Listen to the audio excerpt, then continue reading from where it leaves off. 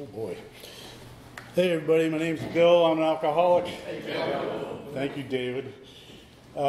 Sinclair. And you're not supposed to use last names here, but I was out here a long time. I know. It's that. One thing AA has given me is great friends, and God, I just love running into David. I mean, he was the biggest.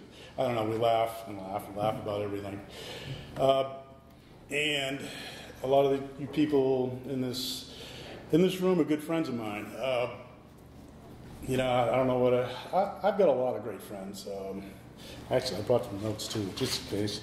But I just wanted to say, the first thing I put up here, it's like right now my life is great.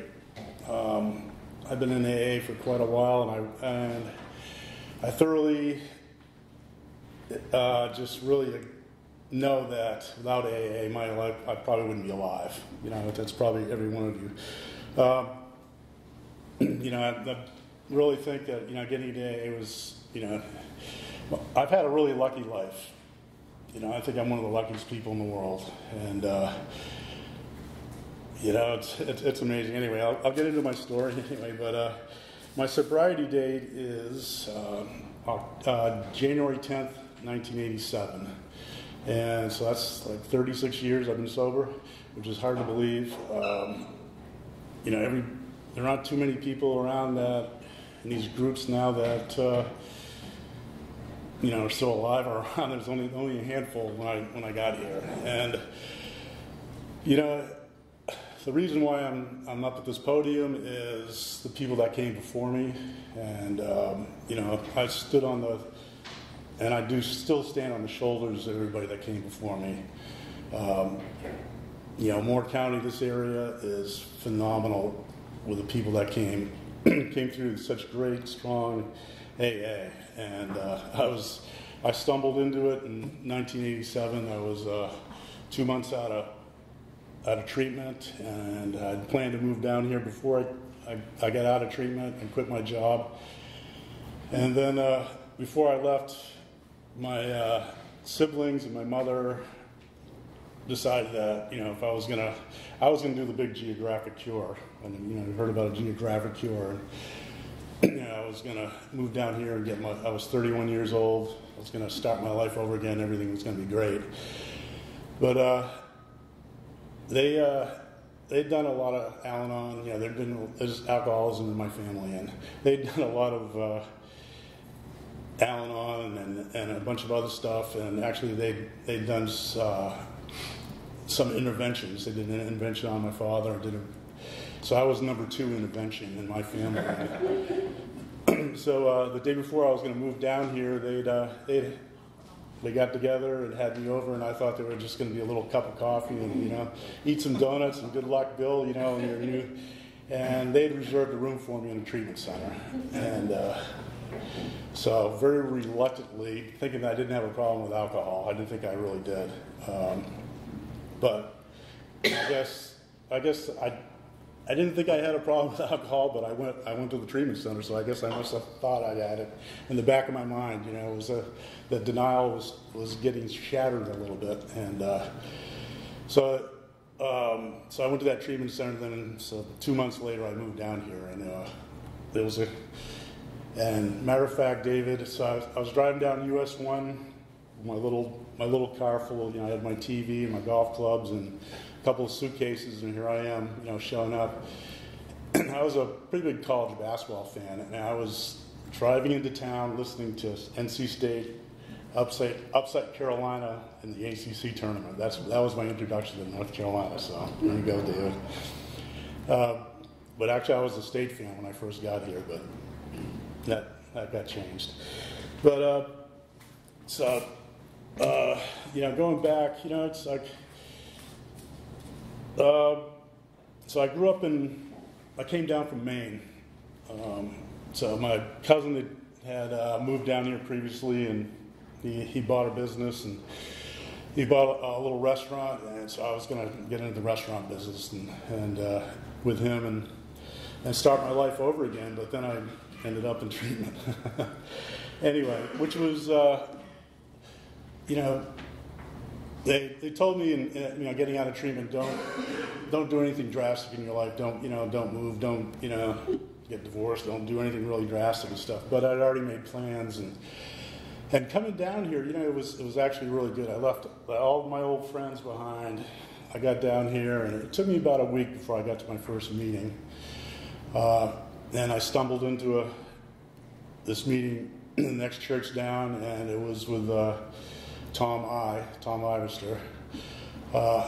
So I'll tell you, like, I'm the luckiest person in the world. So that's my first meeting down here. I get in with Tom Ivester and a whole bunch of guys. Dana was involved in that group for a long time, and he was my kind of mentor. And came back, I went in there that one week, came back the next week, and it's like, hey, Bill, how you doing? He remembers your name, welcomed in, made a part of AA, and then I got involved with the Aberdeen group. So I'm 31. Back then I'm 31, and I'm a youngster in AA. It was a lot older. Everybody was over 50, and then there was a group of about 15 of us that were in our 30s and in our 20s, and so we had a pretty tight group, and we all really hung together, and it was kind of fun because there weren't very many meetings. There was only like one meeting a day in the area. So, on Monday we'd all go to this one meeting, and Tuesday we'd go to our home groups, and Wednesday we'd be at the village chapel, wherever it was. So everybody that was in AA, you'd see them all week, and we were pretty tight, and we did stuff on the weekends, and they used to have Howard Johnson's right down here, and that was the greatest place of all time, because that's where we went. We'd go to the meeting at 9 o'clock, and at 9 o'clock there'd be 15, 20 people at Howard Johnson's drinking coffee and eating ice cream and just talking and hanging out. And if you had a problem, you'd be sitting in a booth with your sponsor, and it was a really tight AA back then, and now in this area we've got meetings split up, and all the old timers go to daytime meetings, all the younger people go to nighttime, and it's not as cohesive as it was back then. It was smaller and tighter. And then there was a big group that came up from Laurinburg. We had a blast. Saturday nights down in Aberdeen, and I took to AA, like a duck in water. It was great stuff. But anyway, going back, like my childhood, I was a spoiled little kid. I had everything I wanted, everything I needed. I'm from a big family. I've got 4 sisters and a brother. We're all pretty close in age. I got all these cousins. So I'm a baby boomer. Seems like every family had at least 4 kids, 5 kids, 6 kids. I mean, it was just, I grew up with, the streets just filled with kids, and we ran around, and we were unsupervised, and, so, it was a really, really good childhood. But as I said before, my father had hit his intervention. So my father, he died sober. He had 36 years of sobriety when he died. So there was always drinking around my house. It was, I couldn't wait. It was kind of crazy. Like I'm 10, 11, 12 years old, and I couldn't wait till I was old enough to start drinking. I don't know where, I guess, following my dad, following the people, everybody drank. And, there was alcohol around the house, but nobody really, showed out or really got that kind of drunk, but there was laughter, there was fun. Came over to our house. Friends would come over to see my parents, and it was like, what do you want to drink? And it was just, and then they'd have cocktail, they drank cocktails. They didn't drink beer, they mixed drinks. And they would laugh, and that's what they did, and I just couldn't wait. That was a part of the lifestyle that I thought I was going to grow into. And so I couldn't, I'm 12, 13, so I'm 13, I get into, I guess the first time I went out drinking was in the 7th grade. So that was a planned drinking. We had a school dance.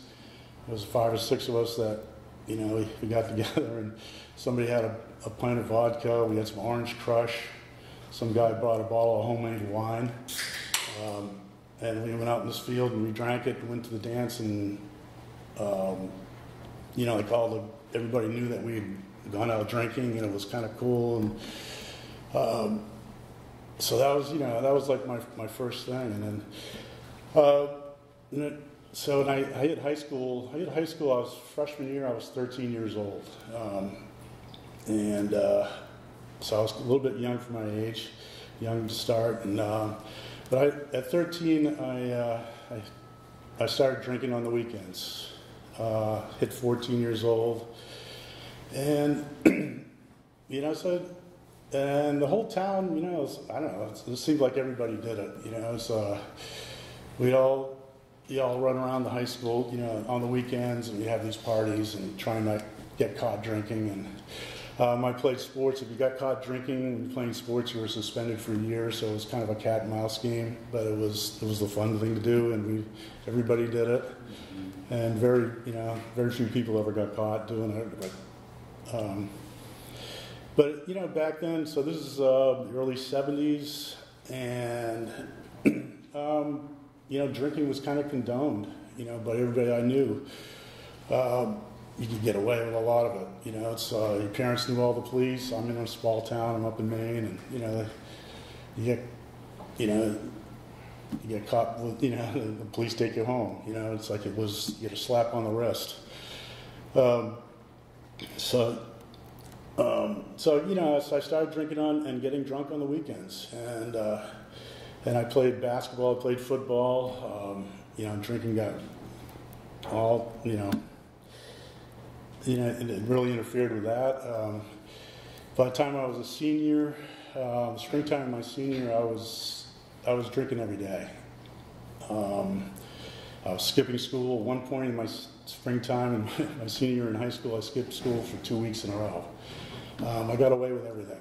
And I just walked back into class and was like, "Where you been?" And I just kind of mumbled and just whatever. I went about, and I had to kind of work my butt off to get to graduate. I was gonna, because I missed all this school. But we went out for 2 weeks and just, we'd show up to school, then go somewhere else, and we'd find someone to buy us some beer or whatever, and get a little bag of pot or whatever we could get, and we just went out partying around.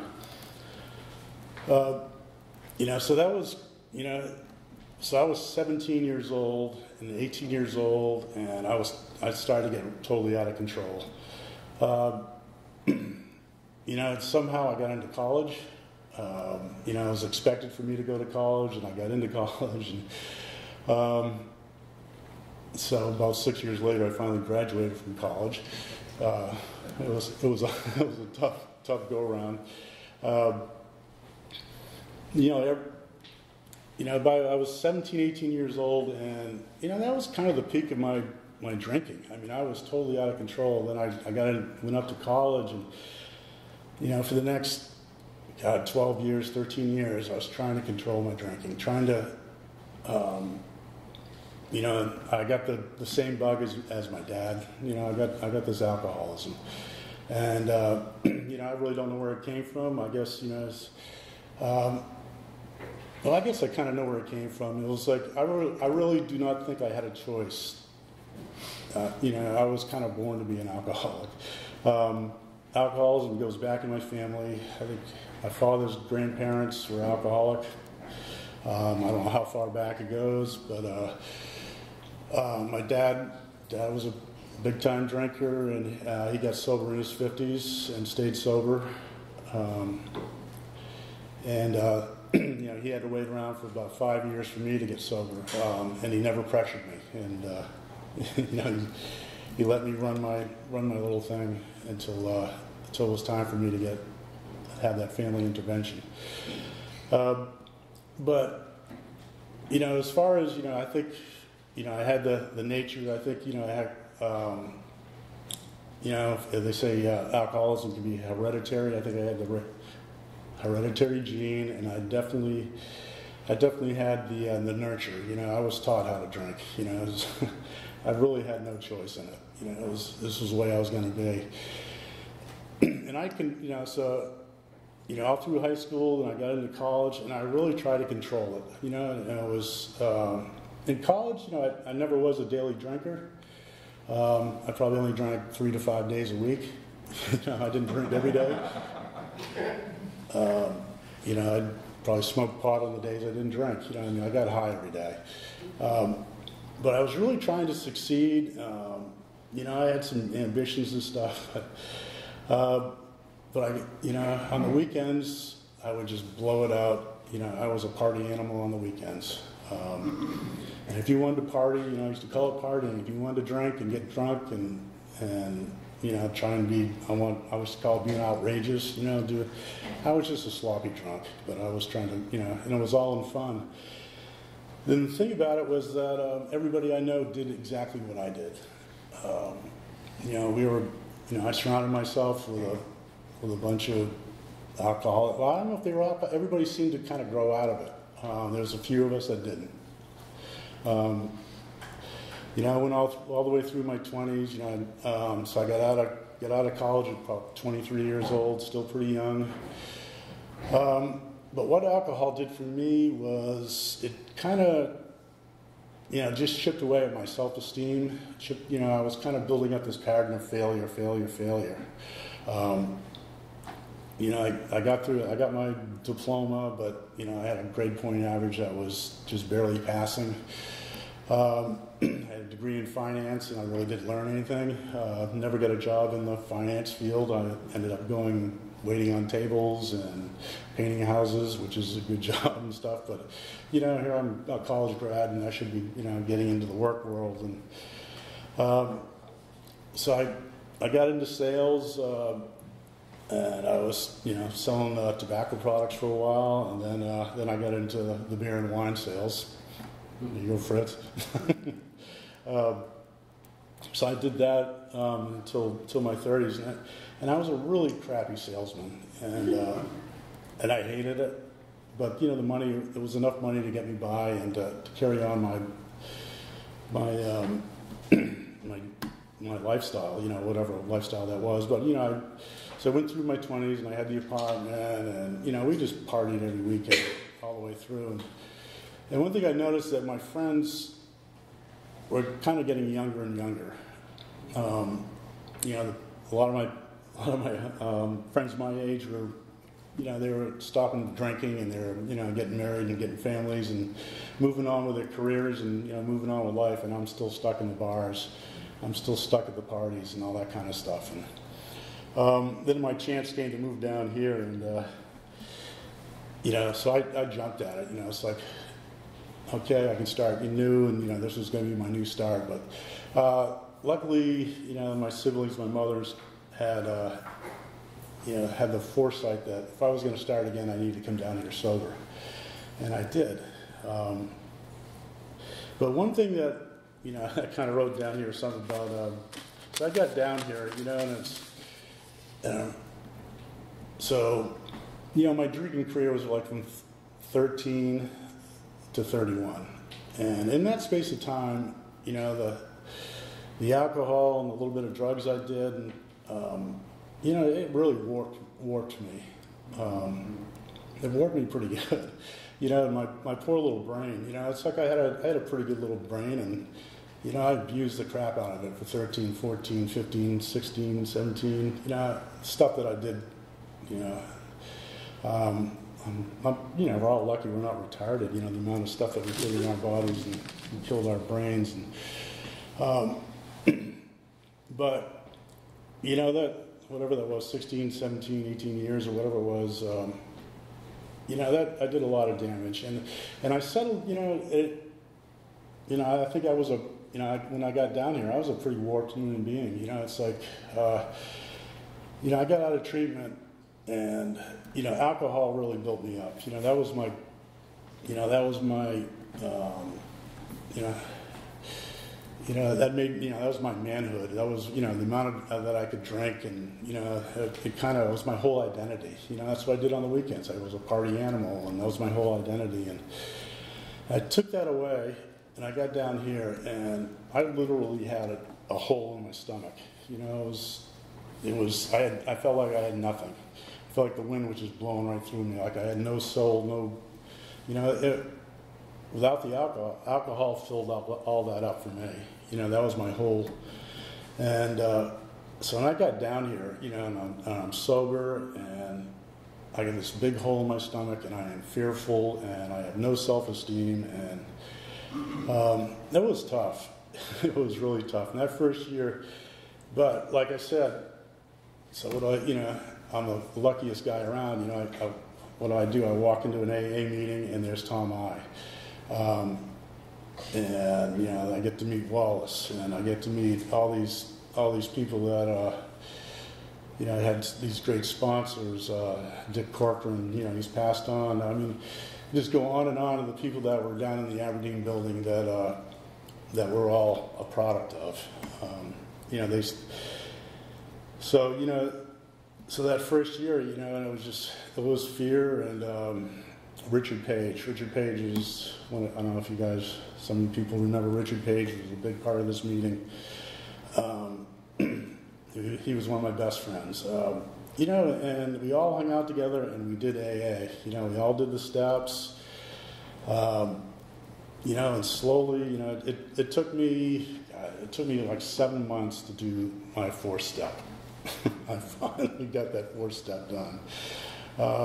And it was huge, And then Richard Page, he was a year ahead of me. So it's like okay, Richard, how do you do the 6th step? How do you do the 7th step? He was just taking me through that, and and we all, like, I guess to tell this story too, that so we'd all hang out together, and so I picked up my first year chip. I picked it up in somebody's living room. We used to, it'd be 8 o'clock, and we'd all be hanging out, and, there'd be 5 or 6, 7 or 8 of us, guys and girls, and it's like we'd have a meeting. It'd be 8 o'clock, and we'd have an AA meeting, and we'd pick a topic, and we'd sit in, somebody's living room, and those are some of the best meetings I've ever had. I mean, we'd just get, all in our 20s and stuff, and we'd pick a topic, and, man, we had some pretty in-depth conversations and talks, and we were totally into it. And it just so happened that was my first year anniversary, and one girl gave me her year chip, and that's where I picked up my chip in somebody's living room. So we had, we worked that program, and I was, pretty fortunate. And there's still, a bunch of people around there are still sober out of that group. So we worked it, and I don't. I'm going to get sober here quickly. It's going to be a quick meeting. But so I came. I was definitely a warped human being shoot. So I was with Richard one time. So I'm about a year sober, and Michael Jordan was playing an exhibition game with the Bulls in Chapel Hill, and so we rode up to see that, and so Richard's got 2 years of sobriety, I got 1, and he was way ahead of me, it's like the way it seemed like, and I was saying to him, wouldn't it be great to be Michael Jordan? He goes, no, so I want to be who I am. I really like myself, and it's like, what? I hated who I was. I had no self-esteem. I had no self-worth, and still at 1 year of sobriety. And I said, God, I'd love to be Michael Jordan. He's like, no. It's like, I like who I am, and I want to be, And I could not fathom that idea, at 1 year sober. 36 years later, I like myself. It wouldn't be bad to be Michael Jordan, but I've had a great life in sobriety, and so it's I don't know where else I'm going to go here, but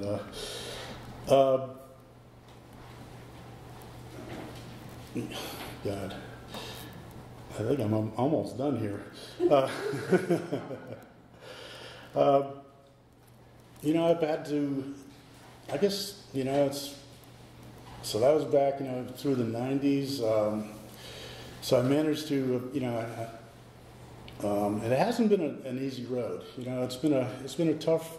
Sobriety is tough. I've really had to work it. There's nothing easy in life. I guess I got sober at 31, and I thought, boy, if I take the alcohol away, life's going to be, all my dreams are going to come true. All my aspirations are just going to fall right in line. Without the drugs, and that's what's been holding me back in life. And I was full of all this hope that everything was just going to fall right into place, and that definitely did not happen. It took the alcohol away, and I've had a lot of possibilities. I got a little business. I got in a year and a half sober, I got a restaurant. I bought a little restaurant, and from my cousin, and that's what I've been doing. Been in that little business for 35 years. And it's been tough. It's been up and down. I tried to expand, tried to make all this money. I went into the Fayetteville area and, and tried to work it, and it didn't work out the way I planned. And one thing I found out is that nothing ever really works out the way I plan it. And it took me, all through my 30s and stuff, and it's been a great journey, but it's been tough. The one thing that I guess my constant is that I never got away from AA. Through 36 years, I've always had a home group. Had a sponsor, and I got a sponsor now, and always attended a lot of meetings. And when AA asked me to do something, I did it. When I got to, asked to speak, I would speak. Try and sponsor some people, try and be a GSR, do the stuff that that I was asked to do. It's that warpedness that I had like at 31. It's starting to all the working through the steps, going through all the steps, going through that first the first step, admitting, then getting a higher power, and then trying to turn it over, and doing my inventory and doing the fifth step, and then working on through, and I still I'm still a pretty warped. I don't think I'll ever be a completely healed human being. Alcohol did a number on me, and probably if some of it's genetic. It is what I am, and I still have a lot of those character defects that I brought in at 31. I still have them today. They're not. If I do not work on them, they will raise their head. If I don't go to meetings and identify them, that's where I identify my character defects is in meetings. You bring up a topic, we talk about it, and it's like, oh my God, I'm doing the exact same thing, or this is because I'm not I'm really not aware of what I'm doing. I'm just kind of going along in my life, and then next thing I know, I'm losing my temper, or I'm doing something stupid, or and it's and I don't really realize my actions until I get to a meeting. I sit down, I listen to what other people are doing, what they're talking, what their life's going on, and I identify. And I don't know how anybody can live their life without having what we have. I guess you can get it in church. You got to have some. I don't know. I think you have to have some kind of community. Life is tough. You got to have some place where you can identify problems and try and rectify them. So I've always kept going to these meetings. I was at the Vass group, but I had to move on from that one. Now I'm down in a Samaritan colony. And I figured, hanging out with Harold P. every Wednesday would be a really good thing for me. And that's where the blessing comes. I grab onto these people. I grabbed onto all of them. And saying that I'm the luckiest person. I've got so many friends. I was just back in Maine last weekend, and there was 50 of us. We all played in the golf tournament. And that was like 10 years before me and 10 years after. And, we all have this commonality of basketball that we played under this one coach. And it was so great, and we had successful teams. My senior year, I was on a state championship team, and, my drinking and stuff got really in the way of that. But, I managed to stay on the team. But, it's the few people that I hung out with in my 20s that didn't, everybody else, I'm hanging out with these 50 people, these 50 guys, and everybody was drinking and whatever, but nobody, they don't have a problem with alcohol. The guys, there was a few guys that weren't there, and there was the guys that had a problem with alcohol, and they're dead. One of my good friends died at 60 years old. Just had them kept on drinking, had a heart attack, and just one day he died. Real suddenly. He just abused himself, and there's a few other ones. Another one died in a motorcycle crash, and it's. And I do thoroughly believe that that I would have died in a car crash, or I would have killed somebody in a car crash. Because every Friday and Saturday night, I was totally drunk behind the wheel. I wasn't a at-home drinker. I was an on-the-road drinker. I went out Thursday, Friday, Saturday night, and you didn't want to be going down the road at 12, 1 or 2 o'clock, because I would be coming down that road totally inebriated. I had one DWI, and that was a blessing, because I was going to drive 17 miles to get home that night, and I definitely would not have made it. I tried to outrun the policeman in a Volkswagen. I didn't get too far. And, I couldn't even talk. I was that drunk. So he got me off the road, thank God. And, the next morning I was very thankful. I hated that I had to be in the paper. But like I was saying, it was I lost my license back then. I lost my license for a month. That was it. I got my name in the paper, and I actually accepted the job to sell beer and wine from the phone booth in the courtroom. I said, I'm going to lose my license for a month, and he said, that's okay. You got a month training period. And, it was alcohol, it was accepted back then. And then, after I got sober, that's when, the Mothers Against Drunk Driving and all this, it started getting severity of how bad alcohol was. But that has not cured alcoholism. And I think I'm just really, really fortunate that I found AA. I'm fortunate that I've stayed in AA. And, I guess part of the reason why I've stayed in AA is, I had to replace my drinking. I had to replace it with something. And I had, and the people, my friends, David and, Chris, everybody, Daniel, I just love seeing you guys. And we've got a secret society all around this county, and, y'all come into my restaurant, and, when I see you guys, it puts the biggest smile on my face. You catch me acting out in there once in a while.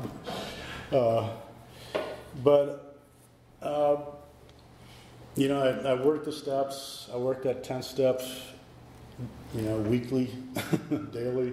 I had to apologize for bad actions today. These are the tools that I was given to live in AA. Even though it didn't work out the way I really expected it to, I thought I was just going to, rise right to the top. I was going to be just a super millionaire or something, but it's, life's a struggle. But it's taught me concepts like humility. It's taught me concepts like hard work, showing up, honesty. I'm not quite that warped person that I was, but I think I'm a very decent person now. I have these traditions, that have taught me all the great principles of AA. All that stuff, 36 years, is just embedded into my DNA now. And I try as hard as I can to be honest. I try to be a very good friend. I try to show up when I'm asked to show up. I try and show up when I'm not even, when I don't need to. I want to show, everything was given to me. I try and show up at AA. And in turn, doing that little bit, having a home group, showing up to that every week. That AA and the principles and the great values just permeate in every part of my life. As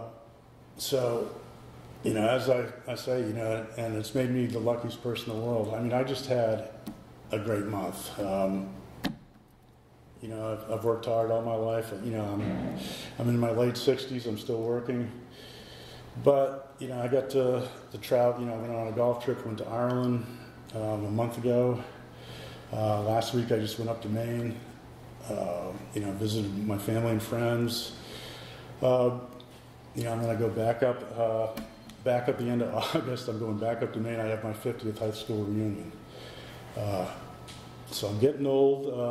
I've paid my dues, but it's been the journey has been awesome.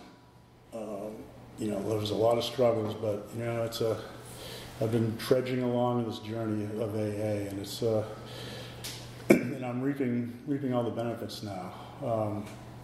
My life is really, really good. So that's about it for me, and thank you for listening.